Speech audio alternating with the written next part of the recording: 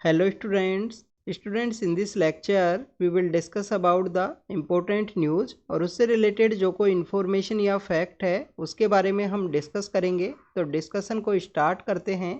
First news is regarding the international day of democracy के बारे में है। स्टूडेंट्स 15 सितंबर के दिन इस इंटरनेशनल डे ऑफ डेमोक्रेसी को सेलिब्रेट किया जाता है। जो भी यहाँ पे डेमोक्रेटिक आइडियाज़ हैं, डेमोक्रेटिक वैल्यूज़ हैं, उनको प्रमोट किया जा सके इस इंटरनेशनल डे ऑफ डेमोक्रेसी के थ्रू में। तो 15 सितंबर के दिन हम इसको सेलिब्रेट करते हैं। इस न्यूज़ को ऑलरेडी हमने 2-3 टाइम्स कवर किया है। तो स्टूडेंट्स आज के एडिटोरियल पेज के अंदर इस न्यूज़ को मेंशन किया गया कि जो कर्नाटक का लेजिस्लेटिव असेंबली है उसके फ्रंट में जो यहाँ पे चिल्ड्रंस के द्वारा इस तरीके से इंडिया का जो प्रियम्बल है वो रीड किया गया। आपको भी इंडिया का प्रियम्बल अच्छे से याद होना चाहिए। आप तो बेसिकली यूपीएससी के एस्पिरेंट्स हो, आपको अच्छे से वो याद होना चाहिए कि वी द पीपल का जो यहाँ पे पर्पज़ है वो क्या है, उसके बारे में हम डिस्कस करेंगे। बट उससे पहले देखते हैं कि यहाँ पे बच्चों से क्यों रीड करवाया गया प्रियम्बल। तो स्टूडेंट्स इस साल जो इंटरनेशनल डे ऑफ डेमोक्रेसी को जो सेलिब्रेट किया गया उसकी अगर हम थीम की बात करें तो थीम ये थी कि हमको बेसिकली एम्पावर करना है, एम्पावरिंग द नेक्स्ट जनरेशन। हमारी जो नेक्स्ट जनरेशन है उसको एम्पावर करना है। तो मेन थीम ये होने की वजह से बच्चों को, जो चिल्ड्रंस को, जो डेमोक्रेटिक आइडियाज़ हैं, जो वैल्यूज़ हैं, उसके बारे में बताया गया। अगर हम इंडिया के हमारे प्रियम्बल के बारे में बात करें स्टूडेंट्स, तो आपको प्रियम्बल पता होना चाहिए। We the people of India having solemnly resolve to constitute India a sovereign socialist secular democratic republic. और हमको अपने जो सिटीजन्स हैं उनको क्या सिक्योर करके देना है, जस्टिस देना है जो सोशियो इकोनॉमिक पॉलिटिकल पर्सपेक्टिव से होना चाहिए। लिबर्टी ऑफ थॉट देना है, इक्वलिटी अगर हम बात करें स्टेटस अपॉर्चुनिटी उसको प्रमोट भी करना है।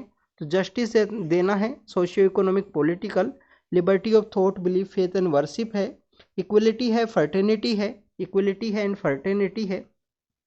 फर्टर्निटी मीन्स द जो ब्रोदरहुड है उसको बताया गया है। कभी कभी पूछ लिया जाएगा कि ब्रोदरहुड को जो कौन सा वर्ड है वो मेंशन करता है। तो this is all about the, यहाँ पे जो मेन जो ऑब्जेक्टिव है उनके बारे में बताया गया है। नेचर ऑफ इंडियन स्टेट के बारे में हमने डिस्कस किया कि we the people of India. We the people of India कौन है? हम बेसिकली वी द पीपल हैं, इसकी सोर्स ऑफ पावर, कंप्लीटली जो कॉन्स्टिट्यूशन है उसकी सोर्स ऑफ पावर है। We the people of India having solemnly resolve to constitute India. India को किस तरीके से कॉन्स्टिट्यूट करना है? सोवरिन होना चाहिए, सोवरिन होना चाहिए, सोशलिस्ट होना चाहिए, डेमोक्रेटिक होना चाहिए, रिपब्लिक होना चाहिए। तो इस तरीके के जो आइडियाज़ हैं वो इसके अंदर बताए गए हैं। Sovereign socialist secular, sovereign socialist secular and democratic Republic. This is all about the preamble. इसके अंदर एक आपको 26 नवंबर की जो डेट है वो पता होनी चाहिए कि जो डेट ऑफ अडोप्शन है उसको यहाँ पे मेंशन किया गया है। डेट ऑफ कमेंसमेंट है 26 जनवरी 1950, 26 नवंबर 1949 और इसी 26 नवंबर को हम सेलिब्रेट करते हैं, हमारा कॉन्स्टिट्यूशन डे या लॉ डे के रूप में भी इसको सेलिब्रेट किया जाता है। तो ये हमारी फर्स्ट न्यूज़ थी इंटरनेशनल डे ऑफ डेमोक्रेसी के बारे में, जो 15 सितंबर के दिन सेलिब्रेट किया गया। कर्नाटक के अंदर काफ़ी सारे जो स्कूल गोइंग चिल्ड्रंस हैं उनको यहाँ पे प्रियम्बल है उसको रीड करवाया गया। इंटरनेशनल डे ऑफ डेमोक्रेसी का इस साल का थीम था एम्पावर करना है नेक्स्ट जनरेशन को। तो this is all about the first news. इसके अंदर प्रियम्बल के अंदर फर्स्ट कौन कितनी बार अमेंडमेंट हुआ है, कौन कौन सा अमेंडमेंट के अंदर कौन कौन से वर्ड यूज किए गए हैं, उसके बारे में आप ज़रूर से बताना कमेंट सेक्शन के अंदर। तो ये आज आपका फर्स्ट होमवर्क है, ये आपको कमेंट सेक्शन के अंदर बताना है। पार्टिसिपेट कीजिए, क्वेश्चंस का आंसर दीजिए। अगर नहीं आता है तो गूगल कीजिए, अपनी बुक के अंदर जाके रीड कीजिए कि वहाँ पे कहाँ पे मेंशन किया गया है, क्योंकि इनिशियल फेज में किसी को भी नहीं आता है। अगर आप इनिशियल प्रिपरेशन के फेज में हो तो आपको बुक्स रीड कर रहोगे, बार बार रीड करोगे जब भी याद होंगी। तो student this is all about the preamble. Next news के बारे में अगर हम बात करें, नेक्स्ट न्यूज़ है वुमेन रिजर्वेशन बिल के बारे में। तो वुमेन रिजर्वेशन बिल के बारे में हमने कल भी डिस्कस किया था कि लोकसभा के अंदर उसको पास किया गया है। 128 कॉन्स्टिट्यूशन अमेंडमेंट बिल है। जब प्रेसिडेंट के द्वारा इस बिल को असेंट दिया जाएगा तो उसके बाद में ये क्या बन जाएगा? एक्ट बन जाएगा स्टूडेंट्स। उसके बाद में क्या बनेगा? एक्ट ये बन जाएगा। एक्ट बनाने के लिए जो प्रेसिडेंट को जो पावर है वो कौन से आर्टिकल के अंदर है कि किसी भी कॉन्स्टिट्यूशन बिल को एक्ट बनाने के लिए जो प्रेसिडेंट को जो असेंट देना होता है वो कौन से आर्टिकल के अंदर है? आर्टिकल 111 के अंदर वहाँ पे प्रेसिडेंट को पावर है एक्ट बनाने के रिगार्डिंग में। 112 क्या है? 112 है बजट के रिगार्डिंग में एनुअल फाइनेंशियल स्टेटमेंट। तो स्टूडेंट्स वुमेन रिजर्वेशन बिल जिसके अंदर भी 1/3 जो सीट्स हैं वो रिजर्व की जाएंगी लोकसभा की रिगार्डिंग में और हमारी स्टेट लेजिस्लेटिव असेंबली की रिगार्डिंग में, तो इसको राज्यसभा के अंदर भी पास कर लिया गया है। This is all about the women reservation bill, जिसके बारे में आपको पता होना चाहिए कि 96 के समय इसको प्रपोज किया गया, फिर बाद में अलग अलग गवर्नमेंट्स के द्वारा प्रपोज किया गया था। लास्ट टाइम 108 जो कॉन्स्टिट्यूशन अमेंडमेंट बिल था जो पेंडिंग था, लोकसभा के डिजोल्व होने के साथ ही वो जो बिल है वो वहाँ पे लैप्स हो गया।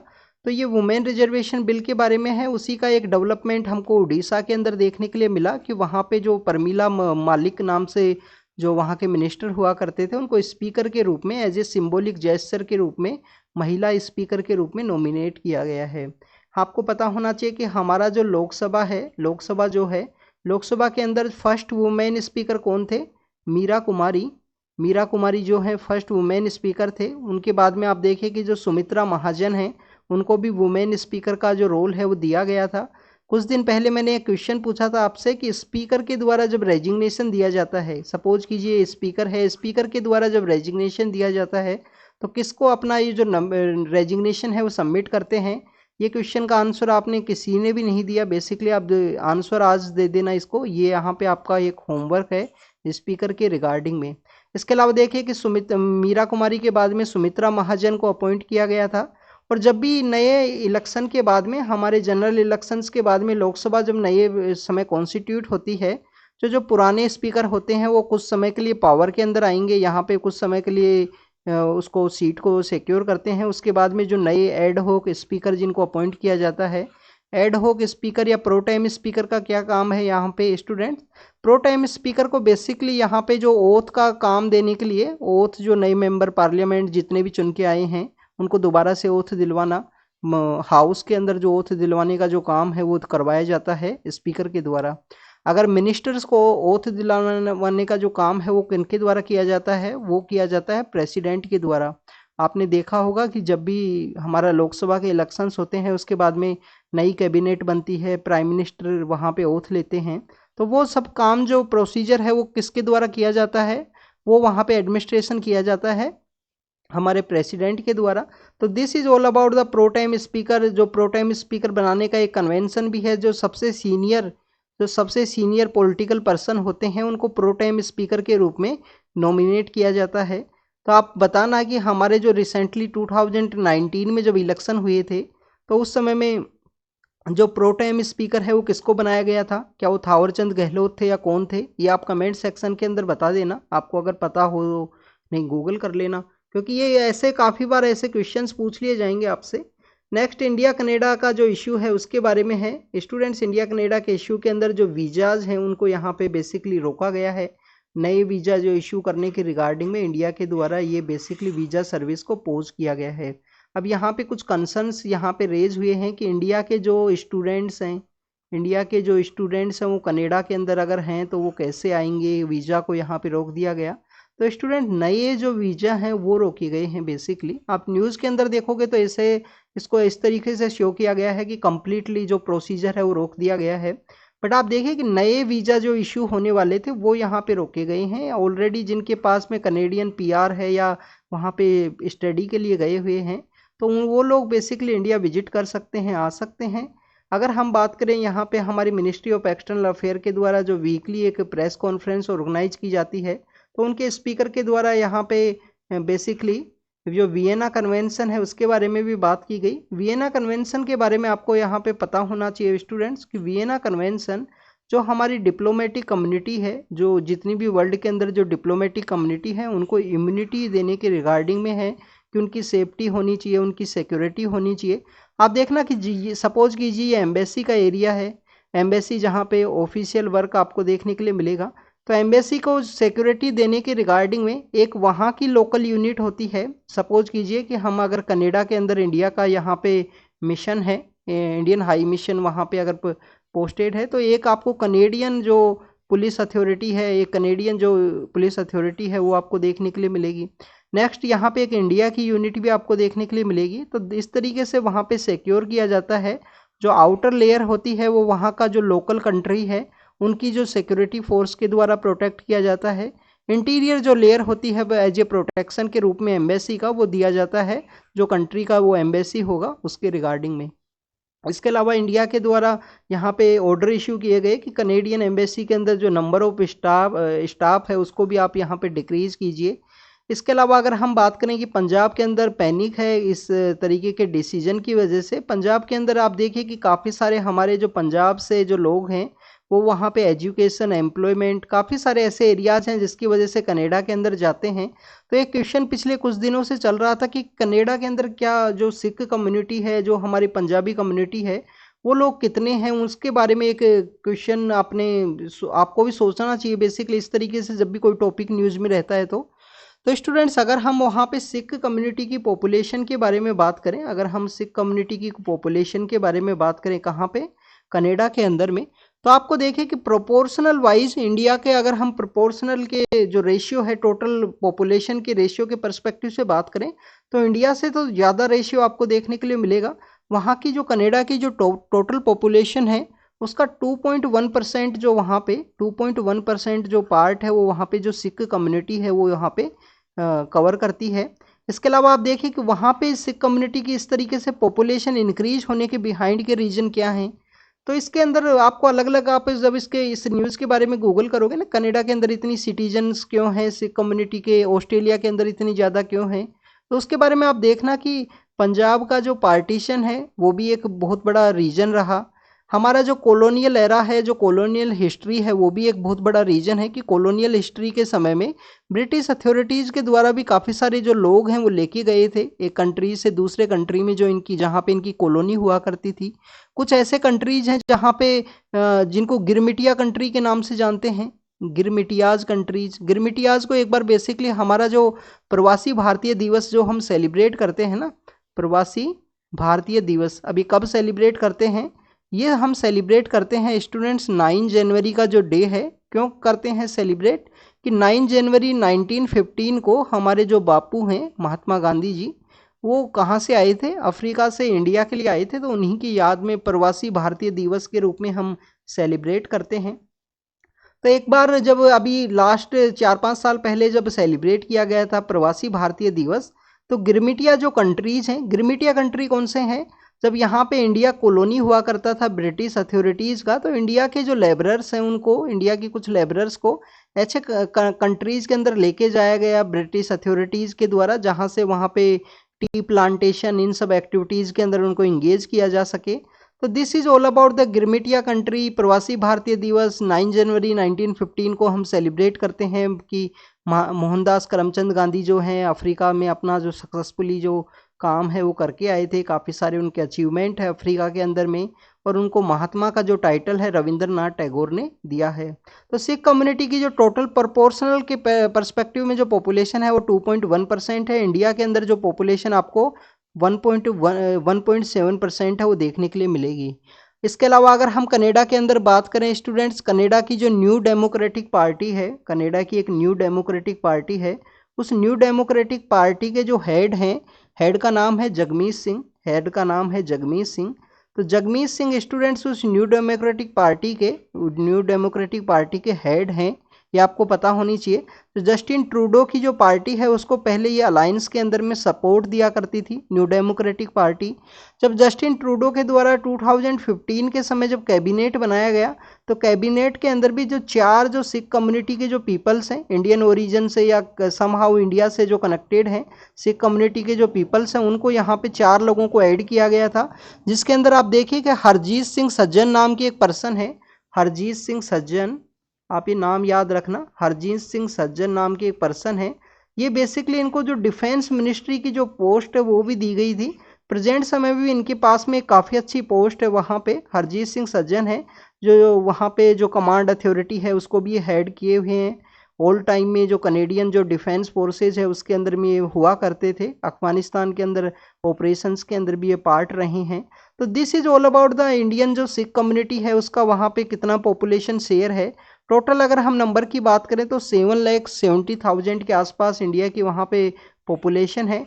इंडिया के अंदर अगर हम पॉपुलेशन की बात करें सिख कम्युनिटी के बारे में, तो इंडिया के अंदर आपको पॉपुलेशन है 22 मिलियन देखने के लिए मिलेगी इंडिया के अंदर। पर इंडिया की टोटल पॉपुलेशन काफ़ी अधिक है, तो इस वजह से जो प्रोपोर्शनल रेशियो वाइज 1.7 है। तो this is all about the Vienna convention, visa service, India Canada का जो इश्यूज है, नए जो टॉपिक्स आए हैं, कनाडा के अंदर सिख कम्युनिटी का जो स्टेटस, उन सभी के बारे में हमने बात की।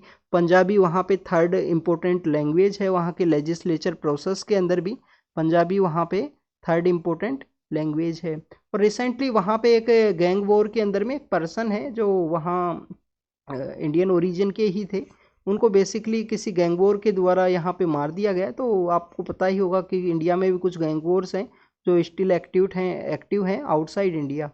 नेक्स्ट अगर हम बात करें, next is about the Kaveri water issue के बारे में है स्टूडेंट्स। कावेरी वाटर इशू काफ़ी ओल्ड इशू है और कंटिन्यूस आपको ये देखने के लिए मिलेगा, लास्ट 150 ईयर्स से इशू है, जिसमें अभी जो कर्नाटक के द्वारा सुप्रीम कोर्ट के अंदर अप्रोच किया गया था, तो सुप्रीम कोर्ट ने इंटरवेन करने से मना कर दिया कि जो कावेरी वाटर मैनेजमेंट अथॉरिटी है, जो कावेरी वाटर मैनेजमेंट अथॉरिटी है, उनके द्वारा अगर कोई डिसीजन लिया गया होगा तो कम्प्लीटली यहाँ पे रिसर्च एनालिसिस के बाद में ही लिया गया होगा।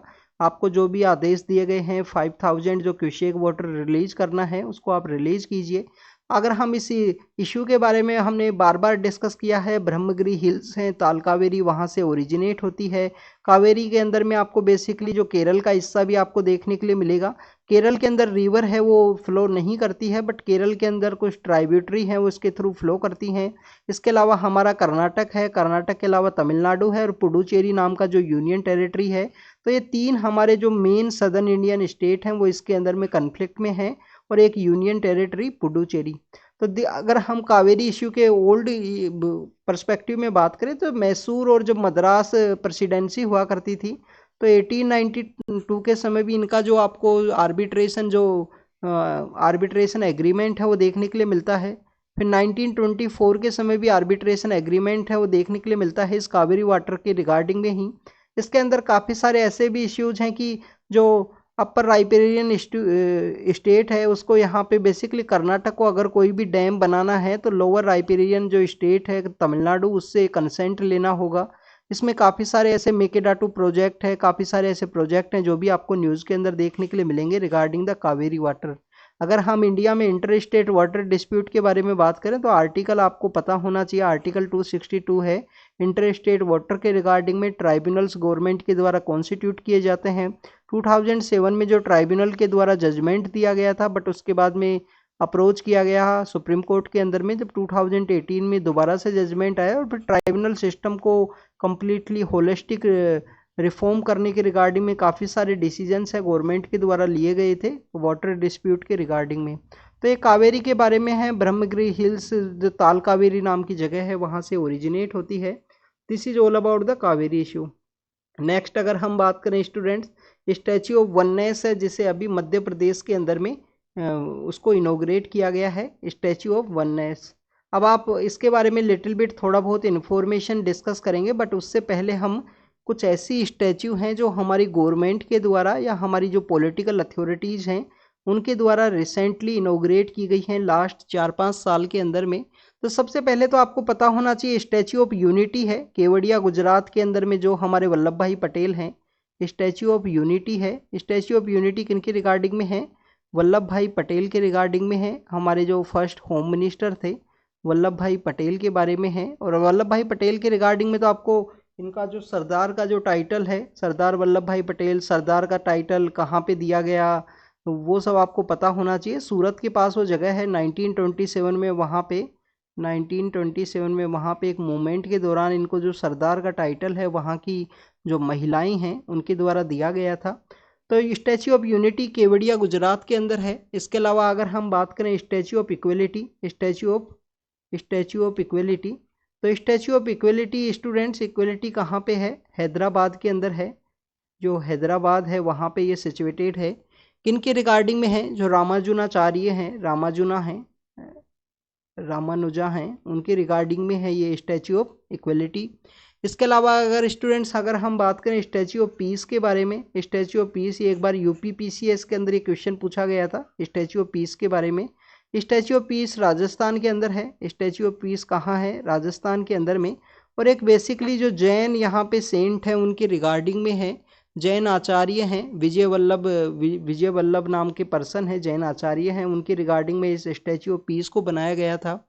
स्टैच्यू ऑफ, अगर हम प्रोस्पेरिटी की बात करें, स्टैच्यू ऑफ प्रोस्पेरिटी के बारे में बात करें तो स्टूडेंट्स स्टैच्यू ऑफ प्रोस्पेरिटी आपको देखने के लिए मिलेगी जो बेंगलोर है। बेंगलोर के अंदर में जो बेंगलोर के जो फाउंडर हैं नाडा प्रभु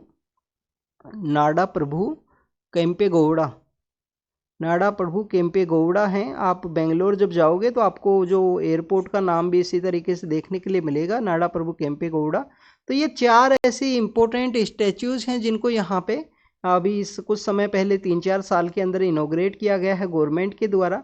और ये रिसेंटली स्टैच्यू ऑफ वननेस है जो किनको डेडिकेटेड है, आदि गुरु जो शंकराचार्य हैं उनको ये डेडिकेटेड है। कहाँ पे ये इस्टेब्लिश किया गया है? खांडवा जो डिस्ट्रिक्ट है, खंडवा नाम का डिस्ट्रिक्ट है जिसको कि शिवपुरी के नाम से भी हम जानते हैं, या एंशंट समय में अगर हम बात करें अवंती नाम का आपको देखने के लिए मिलेगा। अवंती नाम का क्या हुआ करता था एंशंट समय में, आप बताना। अवंती नाम का यहाँ पे महाजनपद हुआ करता था, तो उसकी कैपिटल कहाँ है? अवंती नाम का जो महाजनपद था उसकी कैपिटल कहाँ हुआ करती थी? माहेशमती, एंशंट माहेशमती है ये, एंशंट माहेशमती है वो इसकी कैपिटल हुआ करती थी। एक रिवराइन आइलैंड की ये जगह है, नर्मदा जो नदी है, नर्मदा नदी के अंदर रिवराइन आइलैंड की ये जगह है खांडवा के अंदर में, मांड हिल लोक है उसके अंदर में इस स्टैच्यू ऑफ वननेस को इस्टेब्लिश किया गया है। अगर हम बात करें स्टूडेंट्स आदिगुरु शंकराचार्य के बारे में तो ये बेसिकली हमारा जो हिंदुइज्म है उसको रिवाइवल के लिए काफ़ी इंपॉर्टेंट पर्सन है। 3 इंपॉर्टेंट प्लेस इनके द्वारा डेवलप किए गए हैं जिसके अंदर बद्रीनाथ है, द्वारका है, पुरी है, बद्रीनाथ है, द्वारका है, पुरी है, और इसके अलावा श्रृंगेरी नाम की जो जगह है ये इनके द्वारा डेवलप किए गए जो 4 धाम के रूप में जिनको हम देखते हैं। कभी कभी यहाँ पे श्रृंगेरी से जो रामेश्वरम है उसको भी 4 धाम के अंदर इंक्लूड किया जाता है। तो this is all about the हमारे जो आदि गुरु जो शंकराचार्य हैं, ये अद्वैता वेदांता के यहाँ पे फिलोसफर थे, अद्वैता वेदांता के यहाँ पे फिलोसफर थे।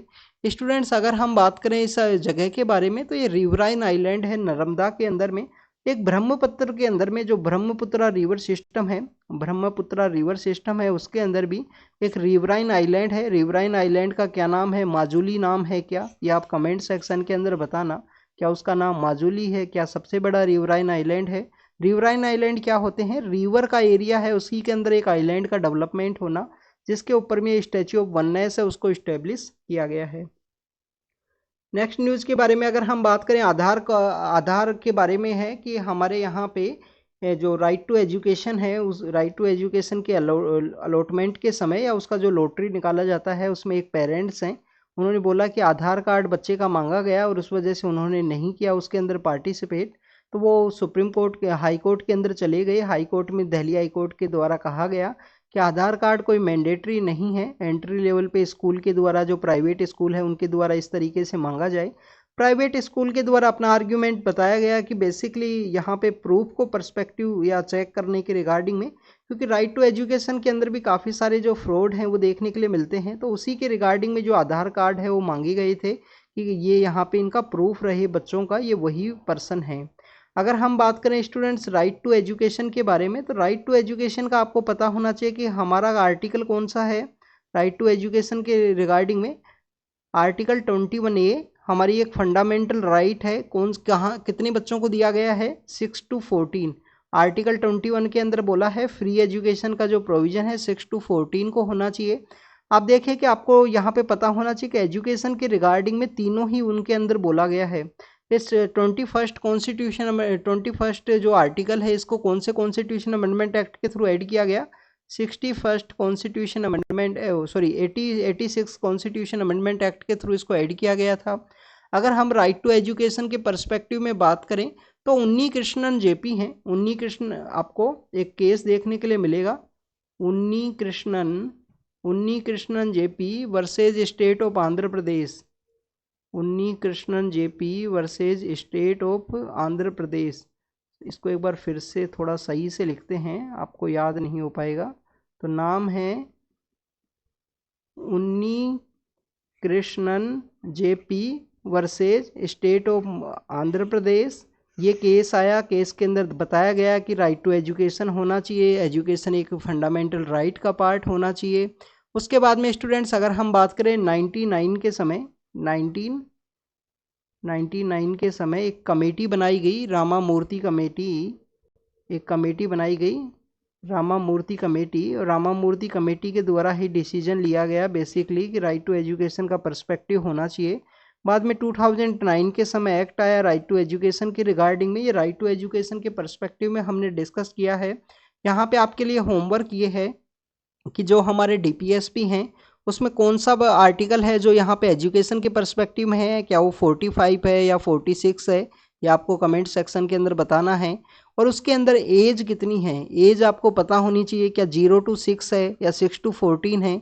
ऐसे ही आपको फंडामेंटल ड्यूटी के अंदर जाके उसको रीड कीजिए, आर्टिकल कौन सा है, कौन से आर्टिकल के अंदर जो हमारा एजुकेशन की बात की गई है कि पेरेंट्स की ड्यूटी है एजुकेशन देना, और एज क्या है वहाँ पे 0 to 6 है या 6 to 14 है।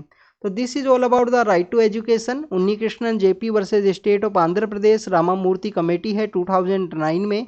राइट टू एजुकेशन गवर्नमेंट के द्वारा लाया गया, कुछ स्कूलों के अंदर में कुछ % सीट हैं वो फिक्स की गई हैं कंपलसरी एजुकेशन के पर्सपेक्टिव में। आधार कार्ड के बारे में हम बात करेंगे। आधार कार्ड के बारे में आपको पता होना चाहिए कि 12 डिजिट का होता है, 12 डिजिट का हुआ करता है आधार कार्ड। और ये 12 डिजिट का जो आधार कार्ड है 2009 में गवर्नमेंट के द्वारा UIDAI नाम की जो इंस्टीट्यूशन है, अथॉरिटी ऑफ इंडिया, जो यूनिक आइडेंटिफिकेशन जो अथॉरिटी ऑफ इंडिया है उसको इस्टेब्लिश किया गया था। एक इन्फोसिस नाम की जो कंपनी है उसके को फाउंडर हुआ करते थे नंदन नीलेकनी। उनका काफ़ी इंपॉर्टेंट रोल है unique identification authority of India के अंदर में, उन्होंने काफ़ी इंपॉर्टेंट रोल प्ले किया था आधार के अंदर में। फिर आप देखिए कि अगर हम आधार के पर्सपेक्टिव में ही बात करें तो स्टूडेंट गवर्नमेंट के द्वारा फिर आधार एक्ट को पास करवाया गया 2016 के अंदर में।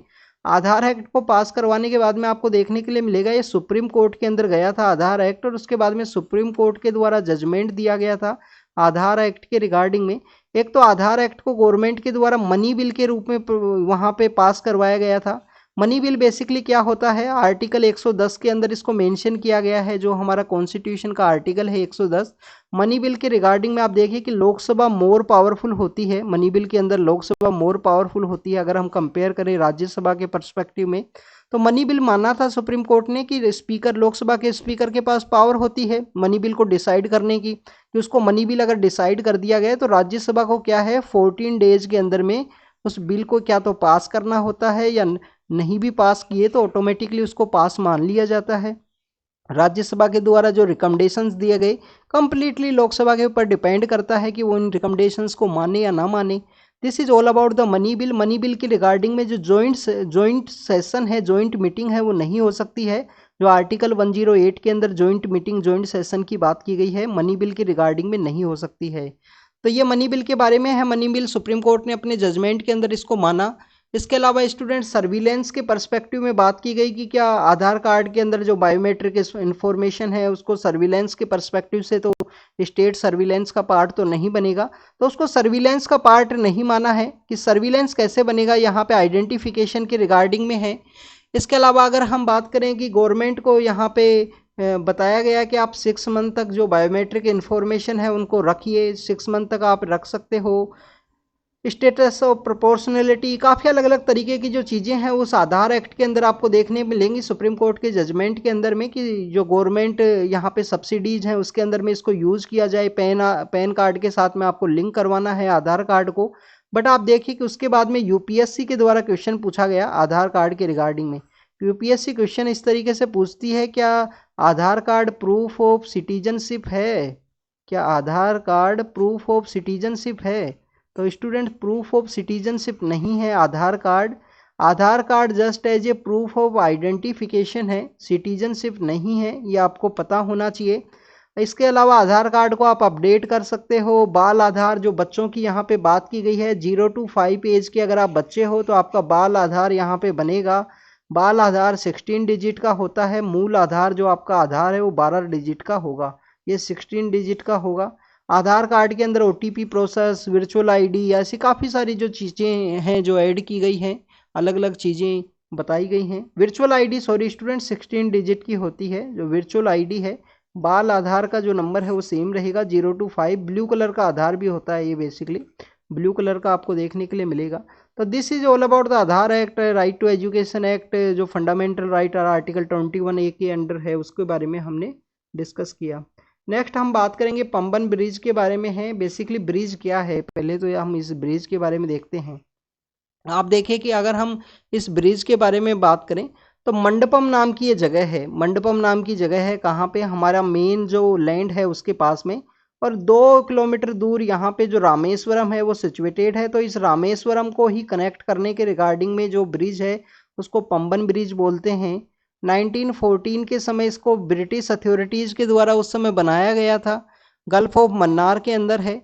तो इसी पंबन ब्रिज को यहाँ पे बोला गया है कि नवंबर की जो डेडलाइन है वो मिस होगी, उसके बाद में ही ये दोबारा से इम्प्लीमेंटेशन के अंदर आएगा।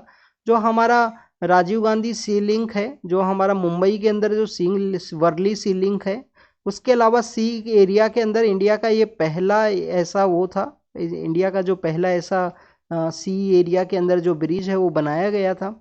नेक्स्ट अगर हम बात करें एक इम्पोर्टेंट पिलग्रिमेज के रिगार्डिंग में, एक इम्पोर्टेंट टाउन है रामेश्वरम। यहाँ पे आपने काफ़ी सारे मूवीज़ में भी देखा होगा रामेश्वरम को।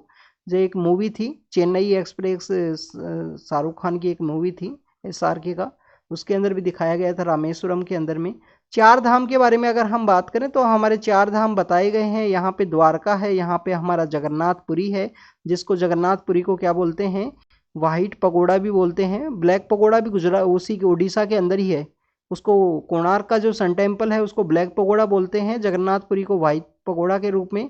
ये जो बेसिकली रामेश्वरम है, कभी कभी श्रृंगेरी को भी चार धाम, और बद्रीनाथ है जो आपको कहाँ पे मिलेगा, उत्तराखंड के अंदर में बद्रीनाथ है। तो इस तरीके से हमारे ये चार धाम है पिलग्रिमेज के पर्सपेक्टिव से। तो यहाँ पे जो नया ब्रिज बनाया गया है वो एक तो साइक्लोन प्रोन होना चाहिए, हाई यहाँ पे जो इंटेंसिटी के साथ में जो हवा है वो चलती है, तो उन सब वेलोसिटी की हवा को ये बेसिकली चेक कर सके, उसको यहाँ पे अच्छे से फेज कर सके। उसी की रिगार्डिंग में बिल का जो ये जो ब्रिज है इसका जो कंस्ट्रक्शन है वो लेट होगा। नेक्स्ट आप देखें कि इंडिया की जो हमारी इंफॉर्मेशन एंड ब्रॉडकास्टिंग मिनिस्ट्री है, इंफॉर्मेशन एंड ब्रॉडकास्टिंग मिनिस्ट्री के द्वारा यहाँ पे इशू किया गया गाइडलाइंस कि किसी भी क्रिमिनल को आप अपने प्लेटफॉर्म के ऊपर जगह नहीं दोगे, क्रिमिनल के यहाँ पे नहीं दिखाओगे, उसके बारे में कोई शो है वो नहीं किए जाएंगे। ये इंडिया कनाडा इशू के रिगार्डिंग में ही कुछ पर्सन्स को यहाँ पे कुछ टीवी ऑर्गेनाइजेशंस के द्वारा इंटरव्यू किया गया, तो उसी के रिगार्डिंग में था ये। नेक्स्ट आप देखें कि हमारे ये G20 की मीटिंग के समय भी ये काफ़ी ज़्यादा इंडियन कुछ ऑर्गेनाइजेशंस के द्वारा ये टॉपिक है उठाया गया था कि वेस्टर्न पावर कंट्रीज के अंदर में इंडिया के जो पेरेंट्स हैं उनके जो बच्चे होते हैं, सपोज कीजिए कोई इंडियन कपल है, इनका कोई बच्चा है, अगर ये इसके बच्चे को मैक्सिमम ऐसा ऑस्ट्रेलिया के अंदर भी आपको देखने के लिए मिलेगा, ये जर्मनी का केस है कि वो बच्चे को क्या करेंगे, लेके चले जाएंगे और वहाँ पे जो चाइल्ड केयर इंस्टीट्यूशन होते हैं या जो चाइल्ड केयर यूनिट होती हैं वहाँ पे उस चाइल्ड केयर यूनिट के अंदर उस बच्चे को सबमिट कर देंगे। उसके बिहाइंड के रीजन ये हैं कि अभी जहाँ इस केस के अंदर बताया गया कि जर्मनी के अंदर जो इंडियन कपल्स हैं वो अपने बच्चे को लेके बेसिकली हॉस्पिटल के लिए गए थे, और उसका वहाँ पे इंजरी को देखते हुए ये डिसीजन लिया गया कि इनको हरेस किया गया है बच्चे को पेरेंट्स के द्वारा में, और उसके ही रिगार्डिंग में फिर उसको जो चाइल्ड केयर यूनिट है उसको दे दिया गया। तो this is all about the कि ऐसे जो वेस्टर्न पावर कंट्रीज़ के अंदर इंडियन जो फैमिली सिस्टम है उसकी जो वैल्यूज़ हैं वो डिफरेंट हैं, उसको ना देखते हुए वहाँ पे इस तरीके से चाइल्ड केयर यूनिट है उसके अंदर में उस बच्चे को सेंड कर दिया जाता है, भेज दिया जाता है। ऐसा ही एक ऑस्ट्रेलिया के अंदर भी इशू था, अभी रिसेंटली ऑस्ट्रेलिया के अंदर भी ऐसा ही एक इशू था। Next is about the Christian community के जो लोग हैं वो कन्वर्जन के रिगार्डिंग में कि हम लोगों को इस तरीके से टारगेट किया जाता है कि हम बेसिकली यहाँ पे जो कन्वर्जन की एक्टिविटी है उसको यहाँ पे कैरी आउट करते हैं, उसकी वजह से हमारे जो रिलीजियस प्लेस हैं, हमारे जो इंस्टीट्यूशंस हैं उनके ऊपर अटैक किया जाता है। तो ये नेशनल कमीशन फॉर माइनॉरिटी जो है, नेशनल कमीशन फॉर माइनॉरिटी के जो चेयरपर्सन हैं इकबाल सिंह लालपुरा, उनसे ये बेसिकली जाके मिले हैं। इसके अंदर स्टूडेंट्स हम यहाँ पे 2-3 बातें बात करेंगे। एक तो आपको कन्वर्जन के पर्सपेक्टिव बात करेंगे, तो क्रिश्चियन कम्युनिटीज़ को यहाँ पे कन्वर्जन के बारे में जो बेसिकली सस्पिशियस वे में देखने के लिए मिलता है, हरियाणा है, झारखंड है, छत्तीसगढ़ है, काफ़ी ऐसे एरियाज़ हैं जहाँ पे आपने जो ऐसे केसेस हैं वो सुने होंगे। जो इन पे अटैक के रिगार्डिंग में। नेक्स्ट आप देखिए कि 1813 के अंदर में जो उस समय जो एक्ट आया था, उसके समय पहली बार जो क्रिश्चियन मिशनरीज हैं उसको इंडिया में अलाउ किया गया था एज ए एजुकेशन के पर्सपेक्टिव से। अगर हम कन्वर्जन की बात करें तो इंडिया में जो कन्वर्जन है, फोर्सफुली जो कन्वर्जन है, इंडिया में जो फोर्सफुली कन्वर्जन है वो कम्प्लीटली बैन है। क्या फोर्सफुल कन्वर्जन नहीं करवा सकते? इंडिया में जो फोर्सफुली जो कन्वर्जन है वो कम्प्लीटली यहाँ पे बैन है। इसके अलावा ऑनरेबल सुप्रीम कोर्ट के द्वारा भी अलग अलग जजमेंट्स दिए गए कि काफ़ी बार ऐसे केस देखने के लिए मिलते हैं कि इन जो मिशनरी स्कूल हैं, इंस्टीट्यूशंस हैं, उनके द्वारा गिफ्ट दिए जाते हैं, तो गिफ्ट को as a soft target of conversion के रूप में देखा, बट सुप्रीम कोर्ट ने उन सब एलिगेशंस को यहाँ पे रिजेक्ट किया था कि गिफ्ट देना बेसिकली यहाँ पे कन्वर्जन का पार्ट नहीं होता है। आर्टिकल 25 के अंदर में बेसिकली आप देखिए, आर्टिकल 25 के अंदर में हमको फ्रीडम ऑफ कंसाइंस है। किस चीज़ के रिगार्डिंग में कंसाइंस है? प्रोफेस करना, प्रैक्टिस करना, प्रोपोगेट करना। आप अपना रिलीजन को यहाँ पे प्रोफेस कर सकते हो, प्रैक्टिस कर सकते हो, प्रोपोगेट कर सकते हो। हमारी जो माइनॉरिटी कम्युनिटी है उनको भी आर्टिकल 29-30 के अंदर में रिलीजियस इंस्टीट्यूशंस के मेंटेनेंस की रिगार्डिंग में जो पावर है, जो अथॉरिटीज़ हैं वो दी गई हैं 29 एंड 30 के अंदर में। इसके अलावा स्टूडेंट्स, अगर हम इंडिया में माइनॉरिटी कम्युनिटीज़ के बारे में बात करें तो आप देखिए कि हमारे यहाँ पे मुस्लिम्स हैं माइनॉरिटी कम्युनिटी। इसके अलावा क्रिश्चियंस हैं जिनके द्वारा इस तरीके का यहाँ पे एलिगेशंस लगाए गए हैं कि हमको जो इंस्टीट्यूशंस को टारगेट किया जाता है। इसके अलावा क्रिश्चियंस के अलावा आप देखिए कि बुद्धिस्ट भी हैं, हमारे यहाँ पे बुद्धिस्ट भी हैं जो बेसिकली कन्वर्जन माइनॉरिटी कम्युनिटी के अंदर आते हैं। इसके अलावा आप देखिए कि सिख कम्युनिटी है, हमारे यहाँ पे जो सिख कम्युनिटी है जो पंजाब के अंदर मेजरली मिलती है। इसके अलावा भी काफ़ी सारे एरिया हैं, जैसे रांची है, इंदौर है, राजस्थान में भी कुछ ऐसे एरिया हैं, श्रीगंगानगर का है, हरियाणा में भी कुछ एरिया हैं, अम्बाला, ये सब जहाँ पे सिख कम्युनिटी पाई जाती है। नेक्स्ट अगर हम बात करें स्टूडेंट्स, जो पारसी जो लोग हुआ करते हैं, जो पारसी जो लोग हैं, इसके अलावा इनको जोरोस्ट्रियन के नाम से भी जानते हैं, तो ये जो कम्युनिटी है ये भी यहाँ पे माइनॉरिटी कम्युनिटी है। इसके अलावा आप देखिए कि जैन कम्युनिटी जो है वो भी माइनॉरिटी कम्युनिटी के अंदर 2014 में उनको ऐड किया गया। अब यहाँ पे एक प्रपोजल चलता है कि माइनॉरिटी का जो पर्सपेक्टिव है वो स्टेट वाइज डिसाइड किया जाए। माइनॉरिटी को जो है स्टेट वाइज यहाँ पे डिफाइन किया जाए कि कुछ ऐसे भी स्टेट्स हैं जहाँ पे हिंदुइज्म जो मेजरली एक कम्युनिटी है, 80% जो इंडिया का जो पॉपुलेशन है उसे कॉन्स्टिट्यूट करती है, बट कुछ ऐसे स्टेट्स हैं जहाँ पे वो कम्प्लीटली माइनॉरिटी के अंदर हैं। तो उसके पर्सपेक्टिव में भी एक डिबेट आपको काफ़ी बार देखने के लिए मिलेगी। इसके अंदर एक TMA पाई नाम का केस है, TMA पाई नाम का एक केस है जिसके अंदर जजमेंट दिया गया था कि माइनॉरिटी स्टेट वाइज होनी चाहिए। जैसे लक्षद्वीप है, लक्षद्वीप आइलैंड के अंदर जो मुस्लिम कम्युनिटी है वो मेजॉरिटी के अंदर हैं। जो जम्मू एंड कश्मीर है, इसके अलावा पंजाब के अंदर जो सिख हैं वो मेजॉरिटी के अंदर आपको देखने के लिए मिलेंगे। तो वहाँ पे इस तरीके से स्टेट वाइज माइनॉरिटी को डिफाइन करने की बात की गई थी। तो this is all about the minorities के बारे में हमने बात किया। नेशनल कमीशन ऑफ माइनॉरिटी की बात करें तो 93 के समय इस्टेब्लिशमेंट में आया। एक इसके चेयरमैन पर्सन होते हैं जो इकबाल सिंह लालपुरा हैं, एक वाइस चेयरमैन पर्सन होंगे और 5 इसके मेंबर होंगे। तो ये बेसिकली है 5 जो मेंबर हैं वो माइनॉरिटी कम्युनिटीज से ही होने चाहिए। ये basically chairman and vice chairman person government के द्वारा इनको अपॉइंट किया जाता है। मैक्सिममली जो कन्वेंशन के थ्रू आपको वो माइनॉरिटी कम्युनिटी के थ्रू ही देखने के लिए मिलते हैं। नेक्स्ट यहाँ पे बात किया गया कि इंडिया की जो यहाँ पे प्रीजन है उसके अंदर 130% जो ऑक्यूपेंसी रेट आपको देखने के लिए मिलती है कि प्रीजन को बनाया गया है 100 लोगों के लिए और ऑक्यूपेंसी रेट है कि वहाँ पे 130 लोग हैं वो रह रहे हैं प्रीजन के अंदर में। इस पर्सपेक्टिव में टोटल यहाँ पे बात किया गया कि अगर हम टोटल हमारे जो इनमेट्स हैं उनके बारे में बात करें तो टोटल इनमेट्स हैं स्टूडेंट 5.5 लाख के आसपास, 5.5 लाख के आसपास इनमेट्स हैं। और इनमेट्स के अंदर अगर हम अंडर ट्रायल्स की बात करें तो आपको 4 लाख के आसपास, 4.4 प्लस कुछ लाख के आसपास जो लोग हैं वो आपको मिलेंगे अंडर ट्रायल।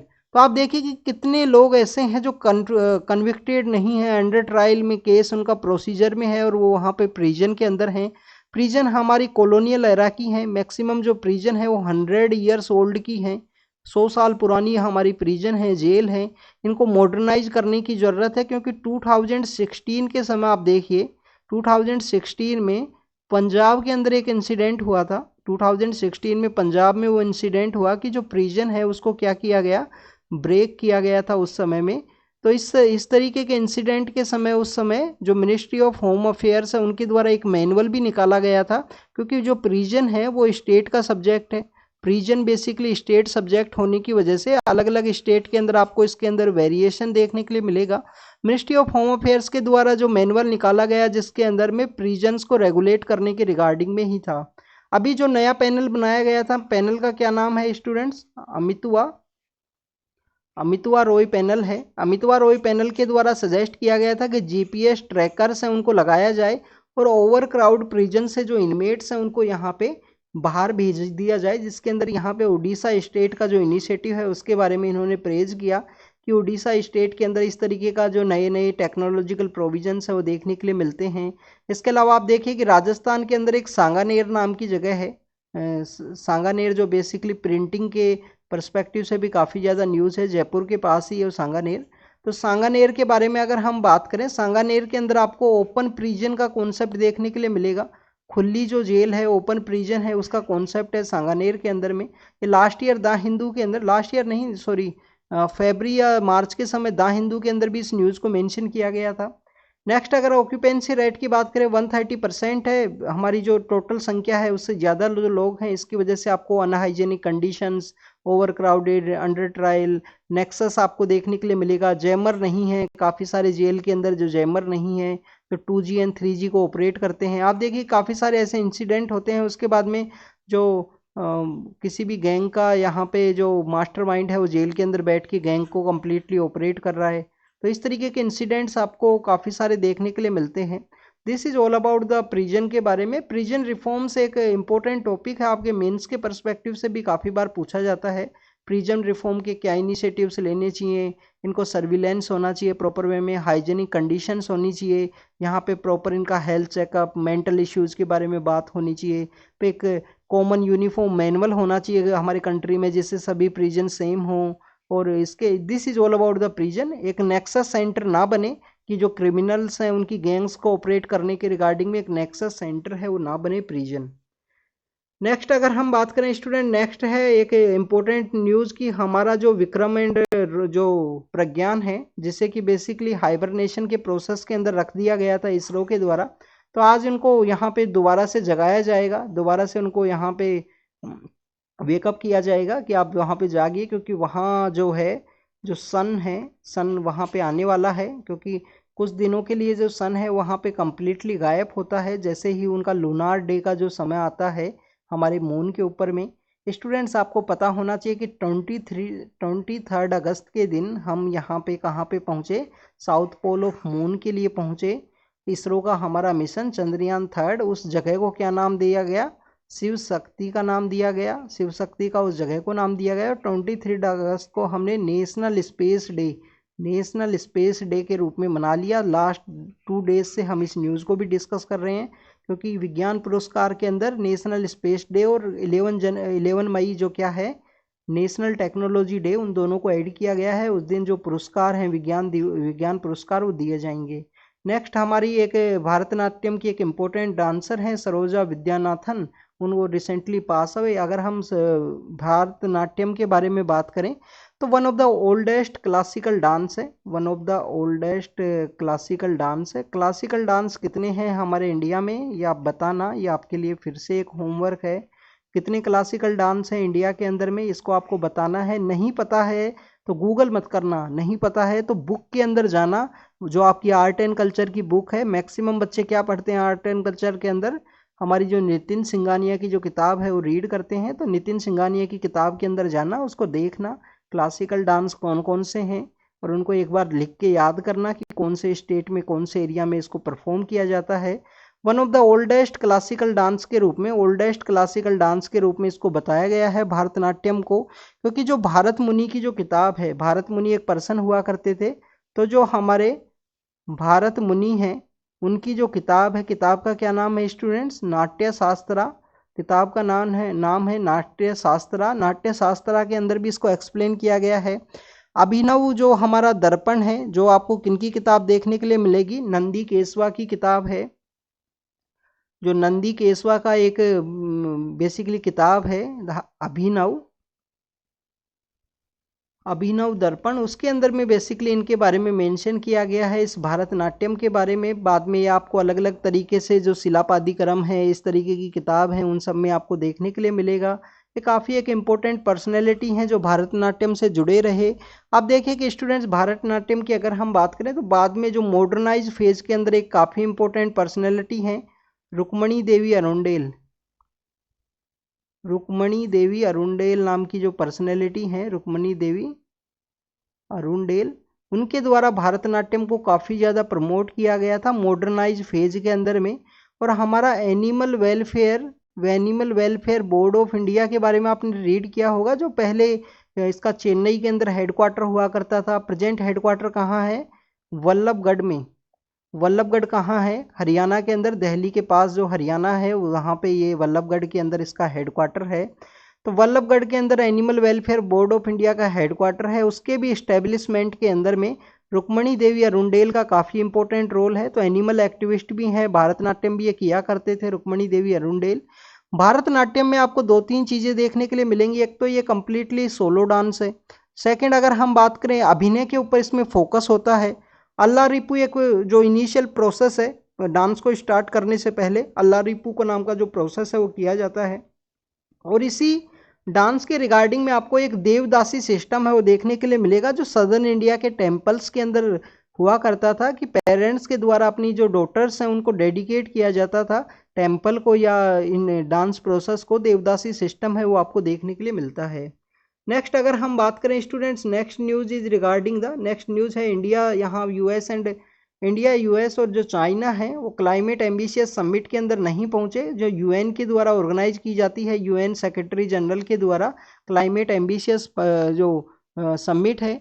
अगर हम इन कंट्रीज़ के बारे में बात करें तो तीनों कंट्रीज बेसिकली यहाँ पे 45% जो कार्बन का एमिशन है उसको यहाँ पे कॉन्स्टिट्यूट करते हैं। 45% जो कार्बन है वो एमिट किया जाता है। इसके अंदर अपग्रेडेड जो है आईएनडीसी टारगेट्स हैं उसके बारे में बात की गई है। क्लाइमेट एक्शन समिट के रिगार्डिंग में इसमें बात किया गया है कि रिस्पॉन्सिबिलिटी को लेने की ज़रूरत है।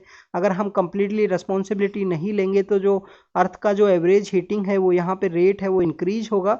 और पेरिस क्लाइमेट एक्शन है, पेरिस का जो 2015 में COP21 UNFCCC की जो COP21 है, UNFCCC की जो COP21 है, उस UNFCCC की COP21 में जो पेरिस एग्रीमेंट आया उसका जो एम्बिशियस टारगेट है उसमें अपने आईएनडीसी टारगेट्स को आप अपडेट कीजिए, जिसके अंदर आपको अपना रिन्यूएबल एनर्जी से कितना वो लेना है, कार्बन का सिंक कितना बनाना है, ये सब आपको यहाँ पे बताने होंगे इस समिट में शामिल होने से पहले। तो हो सकता है कि यहाँ पे सेक्रेटरी जनरल के द्वारा कहा गया कि नेक्स्ट समिट के अंदर सभी जो बिग पावर्स हैं वो आएँ और इस एमिशन को कंट्रोल करें, जिससे कि हम कार्बन न्यूट्रलिटी को अचीव कर सकें।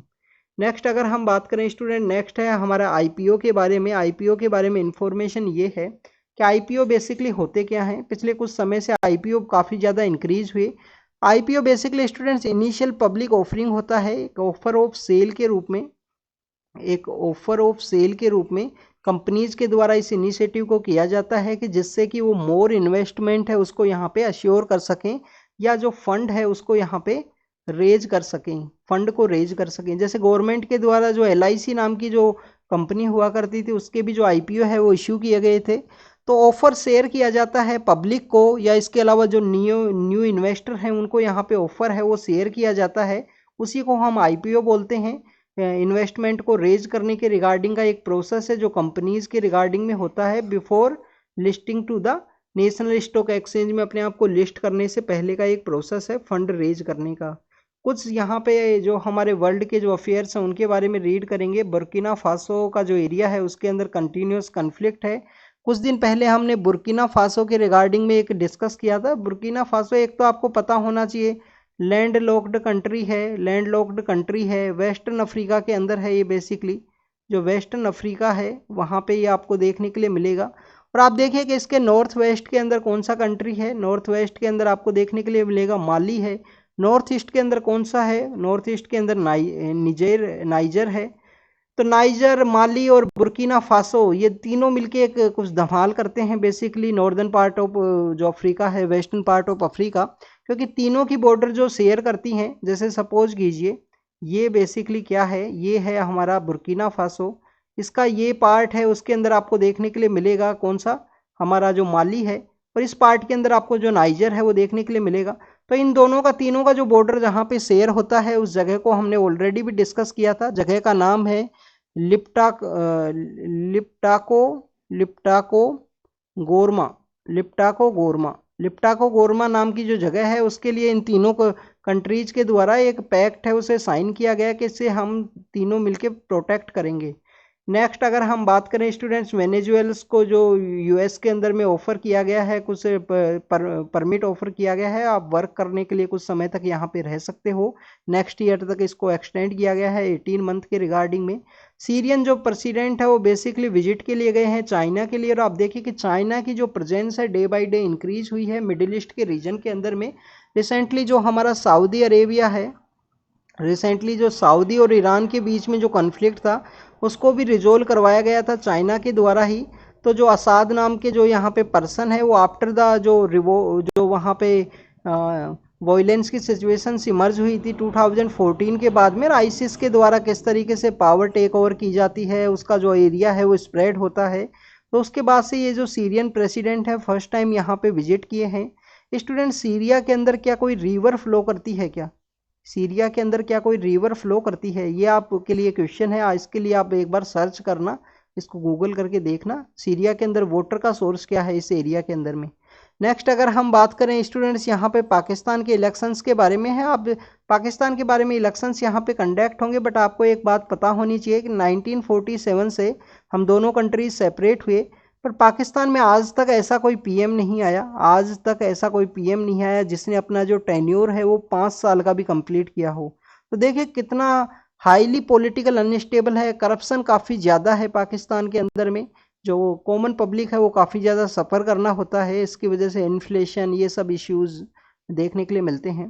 तो ये आपके लिए कि यहाँ पे पता होना चाहिए कि अभी तक कोई भी हमारी जो जर्नी है उसके अंदर हमने इतने पीएम्स देखे, बट आप देखिए कि इनका ऐसा कोई भी पीएम नहीं आया जिसने 5 ईयर का जो टेन्योर है वो भी कंप्लीट किया हो। नेक्स्ट इलेक्शन जनवरी 2024 के अंदर होंगे। जेलेंस्की बेसिकली यूएस की ट्रिप के लिए गए थे, वहाँ पे उन्होंने यूनाइटेड नेशन जनरल असेंबली को भी एड्रेस किया। कल उसके बारे में मेंशन था कि रशिया का वीटो पावर है उसे आप कैंसिल कीजिए।